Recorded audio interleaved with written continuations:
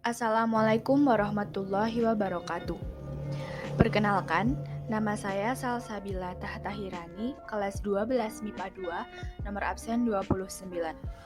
Di sini saya akan mempresentasikan tugas sejarah yang saya kerjakan bersama Siti Mar'atun Kiftiah, kelas 12 MIPA 2, nomor absen 30.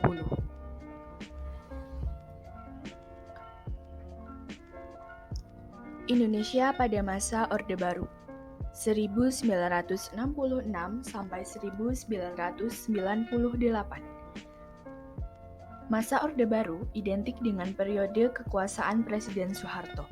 Hal tersebut dapat dilihat dari setiap pergantian wakil presiden, tetapi tidak diikuti dengan pergantian presiden. Selama Soeharto menjabat sebagai presiden, terjadi 6 kali pergantian wakil presiden. Jika hal tersebut dikorelasikan pada dinamika politik masa kini, maka Soeharto telah menjabat 6 kali masa jabatan.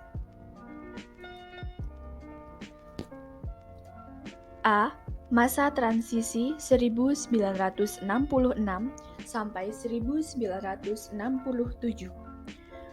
Pada masa ini, Indonesia mengalami berbagai krisis karena kondisi ekonomi yang merosot drastis. Harga-harga kebutuhan pokok melambung naik sehingga rakyat tidak mampu memenuhi kebutuhannya. Selain itu, muncul krisis politik pasca peristiwa G30 SPKI. Peristiwa tersebut menyebabkan kondisi politik Indonesia menjadi tidak menentu. Dalam situasi demikian, Indonesia mengalami fase transisi pemerintahan demokrasi terpimpin menuju Orde Baru.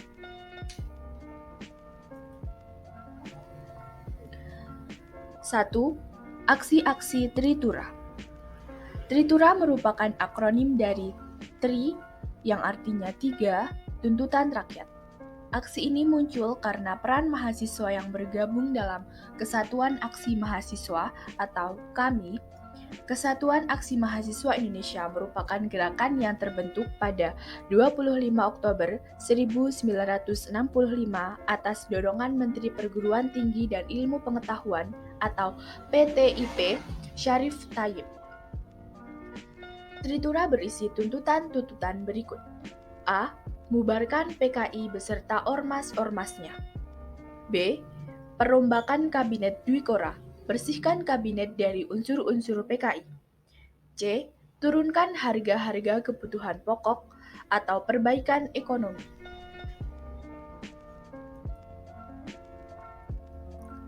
Kedua, Surat Perintah 11 Maret. Munculnya Super Semar erat kaitannya dengan kondisi politik dan ekonomi Indonesia pasca peristiwa G30 SPKI. Presiden Soekarno pada 11 Maret 1966. Surat tersebut berisi perintah untuk memulihkan keadaan dan kewibawaan pemerintah. Surat perintah tersebut ditandatangani oleh Presiden Soekarno pada 11 Maret 1966 sehingga disebut Surat Perintah 11 Maret atau Super Semar. Terbitnya Super Semar memberikan kewenangan yang luas kepada Letjen Soeharto. B. Stabilitas politik dan rehabilitasi ekonomi. 1. Stabilitas politik dan keamanan sebagai dasar pembangunan. Setelah Soekarno mengundurkan diri dari jabatan presiden, Soeharto segera menyusun kabinet baru.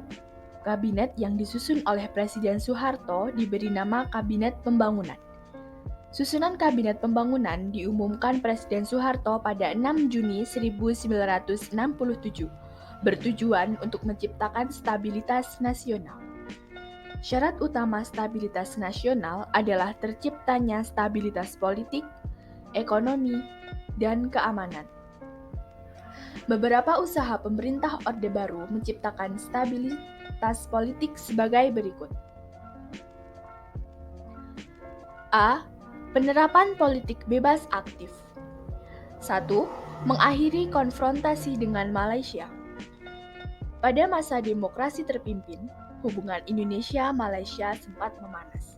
Kondisi tersebut berusaha diperbaiki ketika Menteri Luar Negeri Indonesia, Adam Malik, mengadakan pertemuan dengan Menteri Luar Negeri Malaysia, Tun Abdul Razak, di Bangkok pada 26 Mei sampai 1 Juni 1966. Yang kedua adalah kembali menjadi anggota PBB.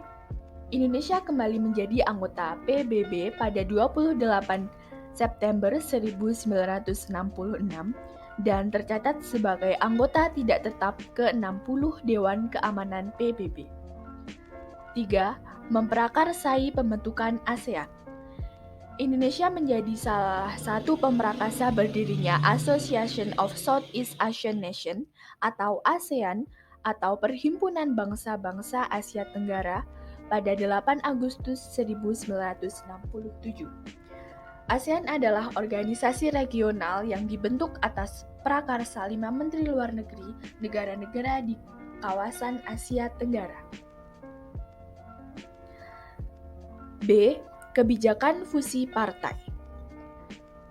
Pada masa Orde Baru, pemerintah mengeluarkan kebijakan fusi atau penggabungan partai politik yang memiliki kesamaan ideologi menjadi satu partai baru dan menghasilkan 1.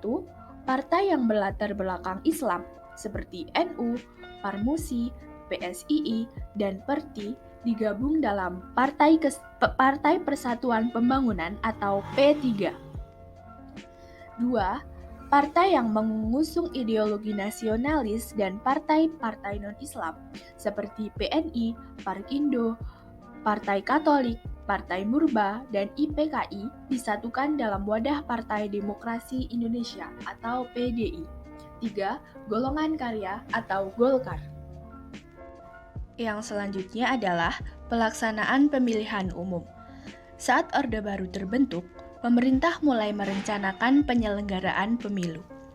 Pada awalnya, pemilu pada masa Orde Baru akan dilaksanakan pada 1968.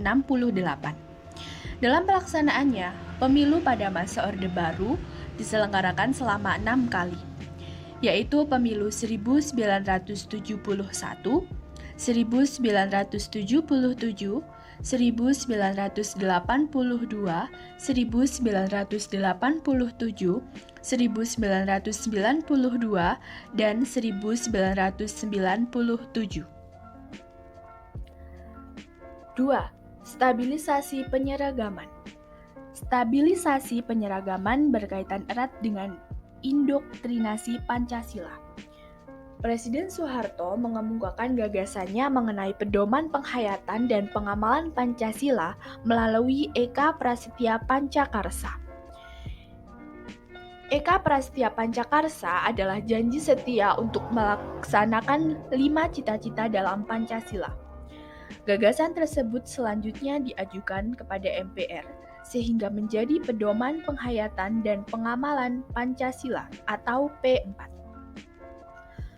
Tujuan penataran P4 adalah membentuk pemahaman yang sama tentang demokrasi Pancasila sehingga terwujud persatuan dan kesatuan nasional.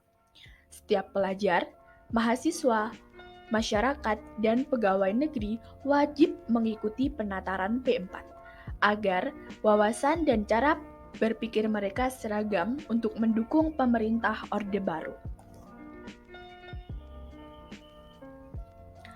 Yang ketiga adalah rehabilitasi ekonomi Orde Baru. A. Penanggulangan masalah utang piutang. Pemerintah melakukan diplomasi ekonomi ke luar negeri dan berhasil mengatur kembali penjadwalan pembayaran utang yang sebelumnya telah jatuh tempo. B. Kerjasama dengan International Monetary Fund atau IMF. Pemerintah Indonesia menjalin kerjasama dengan IMF. Kerjasama ini sekaligus menjadi upaya pemerintah Orde Baru mengembalikan kepercayaan negara-negara asing agar bersedia menanamkan modal di Indonesia. Setelah resmi menjadi anggota IMF, Indonesia mendapatkan bantuan dana sebesar 174 miliar US dollar. Dan yang C, penetapan undang-undang dan PMDN. Pemerintah Orde Baru menetapkan undang-undang yang mengatur tentang penanaman investasi di Indonesia.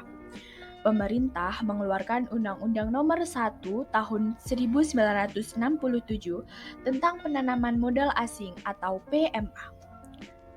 Undang-Undang PMA mempermudah izin bagi investor asing untuk menanamkan modal di Indonesia. Selain Undang-Undang PMA, pemerintah mengeluarkan Undang-Undang Nomor 6 Tahun 1968 yang mengatur tentang penanaman modal dalam negeri atau PMDN. Undang-Undang PMDN memberikan pembebasan pajak dan tax holiday kepada investor dalam negeri yang mampu memenuhi syarat kelayakan proyek. Demikian yang dapat saya sampaikan.